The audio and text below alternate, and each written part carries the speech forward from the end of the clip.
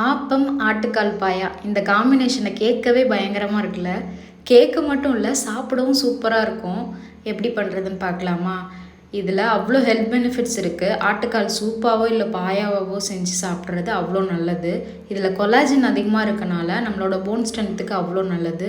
மூட்டு வலி பிரச்சனை இருக்கவங்க, ஆப்ரேஷன் பண்ணவங்க, முக்கியமாக ஃபீட் பண்ணுறவங்க இதை எடுத்துக்கிறது அவ்வளோ நல்லது. செஞ்சு சாப்பிடுங்க அடிக்கடி.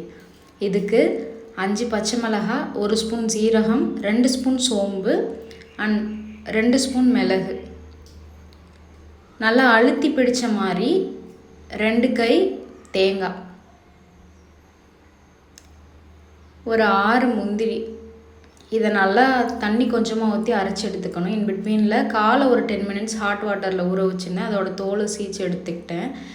எண்ணெய் காஞ்சதும், நல்லெண்ணெய் ஊற்றி எண்ணெய் காஞ்சதும் ஒரு பெரிய வெங்காயம், 2 பச்சை மிளகாய் கீராமல், ஒரு சின்ன தக்காளி போட்டு கொஞ்சம் இஞ்சி பூண்டு பேஸ்ட்டு போடணும். நல்லா அதோட ராஸ்மல் போனதுக்கப்புறம் கால் போட்டுட்டு தேவையான அளவு மஞ்சத்தூள் போட்டுக்கணும். 1 ஸ்பூன் போட்டுக்கிட்டால் நல்லாயிருக்கும். அதோட ராஸ்மல் போனதுக்கப்புறம் அது முழுகிற அளவுக்கு தண்ணி ஊற்றி ஒரு 5 விசில் வச்சு எடுத்துக்கோங்க. இதோட கண்டினியூவேஷன் வீடியோ நாளைக்கு கண்டிப்பாக